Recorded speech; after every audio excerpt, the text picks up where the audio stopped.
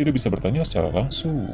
Sekarang, berhubung semuanya telah berkumpul kembali, maka telah ada kesempatan untuk bertanya. Luffy pun melihat foto itu dengan bingung, lalu berkata bahwa dia teringat sesuatu. Tanda X itu tampak sangat mirip dengan simbol yang mereka buat bersama dengan Vivi dulu. Zoro, Sanji, Nami, Usopp, dan Chopper yang mendengar itu pun segera melihat dan mengamati foto Luffy di koran tersebut. Nami dan Sanji mulai menduga bahwa tanda X di foto itu merupakan hasil coretan yang ditinggalkan oleh Vivi sebagai pesan. Nami berkata tanda X misterius itu terlalu aneh untuk disebut sebuah kebetulan. Pasti ada orang yang sengaja mencoret seperti itu dan hanya Vivi lah yang paling memungkinkan. Sebab selain Luffy, Zoro, Sanji, Nami, Usopp, dan Chopper, hanya Vivi saja yang tahu tentang tanda itu. Perlu kita ingat bahwa yang mengetahui tanda X ini dalam bajak laut api jerami hanya Luffy, Zoro, Sanji, Nami, Usopp, dan Chopper saja. Sedangkan Robin, Franky, Brook, dan Jinbei tidak tahu soal simbol X tanda pertemanan bersama Vivi ini.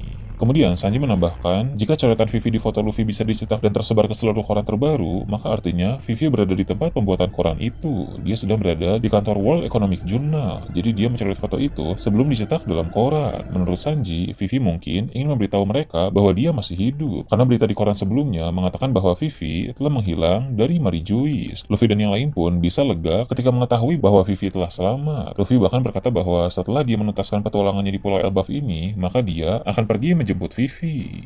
Beralih ke tempat lain, kantor koran World Economic tempat Vivi berada diperlihatkan. Di sana Vivi dan Morgan sedang dalam keadaan terkejut. Rupanya Wapol sudah menceritakan apa yang dia lihat di ruangan tahta Marijois. Di tempat itu dia menyaksikan ada sosok misterius yang dihormati oleh para Gorosei dan bisa duduk di tahta kosong. Dari apa yang terlihat, jelas bahwa sosok misterius itu merupakan pemimpin asli dari pemerintah dunia. Wapol pun melihat para Gorosei berubah menjadi monster yang sangat menakutkan ketika Sabosi pasukan revolusi sedang muncul di sana. Sosok misterius yang duduk di tahta kosong pun bisa berubah menjadi monster juga, bahkan dia adalah monster yang menghabisi Raja Cobra. Vivi yang mendengar itu pun terkejut dan langsung menangis ketika mengetahui bahwa ayahnya dibunuh oleh sosok misterius itu.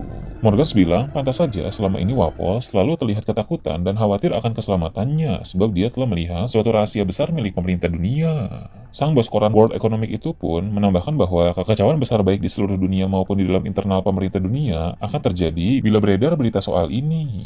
Setelah itu, tiba-tiba terjadi guncangan di kantor Morgan. Seperti yang kita tahu, kantor itu sedang terbang menggunakan balon udara. Morgan bertanya-tanya apa yang sedang terjadi. Kemudian salah satu karyawan melaporkan keadaan mereka. Rupanya di lautan di bawah kantor itu ada beberapa kapal milik angkatan laut. Guncangan tadi berasal dari tembakan para marinir ke arah mereka. Wapol pun panik lalu berkata bahwa kehadirannya dengan Vivi di sana mungkin sudah diketahui oleh pemerintah dunia dan angkatan laut. Wapol mulai menangis karena berpikir dia akan segera mati.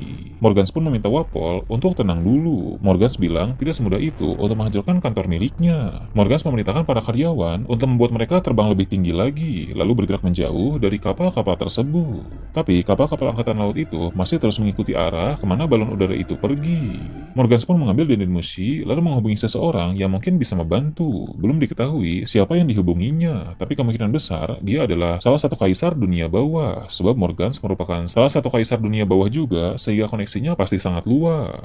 Nah, ke kerajaan Alabasta, situasi di sana masih belum stabil akibat kematian Raja Cobra dan menghilangnya Putri Vivi. Para rakyat di negeri itu pun terus bertanya apa yang sebenarnya sedang terjadi. Orang-orang seperti Koza, Pel, Chaka, dan Igara mencoba untuk menenangkan keadaan karena mereka sendiri juga belum mengerti dengan situasi yang terjadi sekarang ini. Sementara itu, di wilayah kerajaan Alabasta terlihat ada banyak pasukan angkatan laut. Vice Admiral yang memimpin pasukan itu berkata tujuan kehadiran mereka di sana adalah untuk menjaga keamanan selagi situasi belum stabil. Pel sempat melihat di antara para pasukan angkatan laut itu ada beberapa agen CP0, sehingga Pel bilang kepada Chaka untuk terus berhati-hati.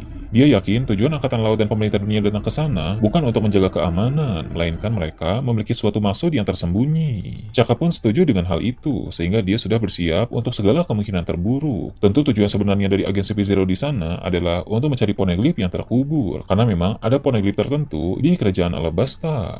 Setelah itu, cerita beralih ke Marijois, tepatnya memperlihatkan ruangan Im Sama. Di tempat tersebut, Im Sama sedang berdiri di hadapan foto besar Ratu Lily seperti yang muncul dalam chapter 1116.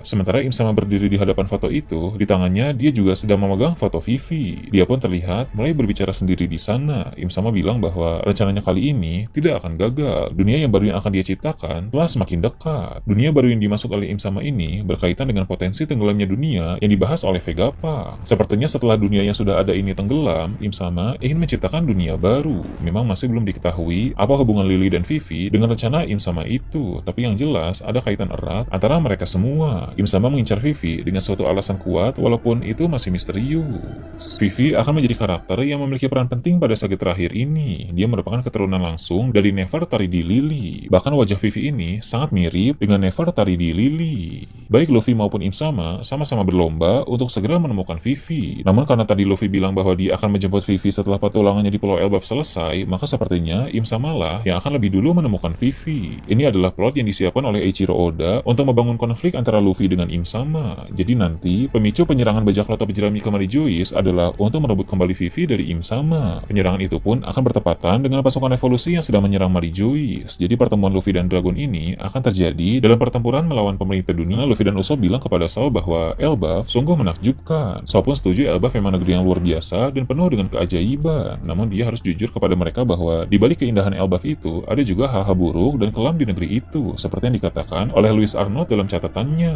Luffy dan yang lain pun penasaran dengan apa yang dimaksud oleh sang raksasa itu. Shaw lalu menceritakan hal buruk dan kelam apa saja yang ada di negeri Elbaf. Pertama, belakangan ini ada banyak kasus raksasa yang menghilang dan mati secara misterius. Sebenarnya prajurit raksasa kerajaan Elbaf sudah mencoba melakukan penyelidikan, tapi sampai saat ini masih belum membuahkan hasil. Sampai sekarang, kasus-kasus misterius macam itu masih sering terjadi. Franky pun heran bagaimana mungkin para raksasa yang memiliki ukuran tubuh besar bisa menghilang atau mati secara misterius. Shaw pun berkata dia sendiri juga sangat heran, tapi itulah yang terjadi di pulau itu.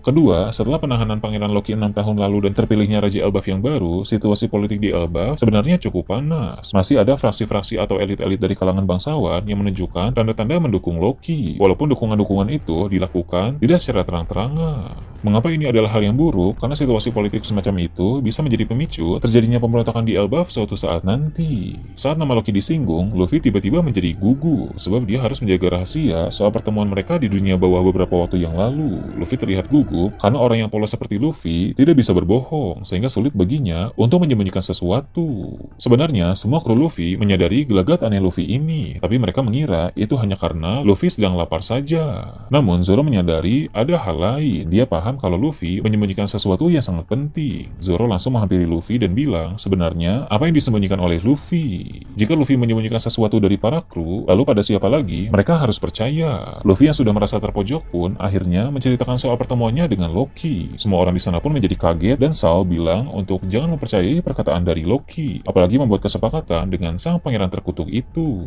Lalu Shaw juga menceritakan soal hal mengerikan di Elbaf yang lain. Di negeri itu ada monster yang sering muncul dalam kurun waktu beberapa tahun sekali. Walau kemunculannya sangat jarang, tapi sekali dia muncul, maka kekacauan dan kehancuran akan terjadi di sana, dan bahkan akan ada banyak orang yang menjadi korban. Luffy pun bilang sebelumnya dia sudah bertemu dengan banyak hewan buas yang bagaikan monster di wilayah dunia bawah. Namun menurut Luffy, hewan buas itu tidak ada apa-apanya. Mereka langsung tunduk oleh Haoshoku Haki Luffy. Tapi Shaw bilang monster yang dimaksud oleh Shaw ini berbeda dengan para hewan buas yang sudah Luffy taklukkan itu. Monster yang Shaw maksud ini adalah makhluk legendaris Elbaf yang sejak dulu telah menimbulkan kehancuran. Makhluk legendaris ini tidak akan bisa tunduk hanya dengan Haoshoku Haki saja.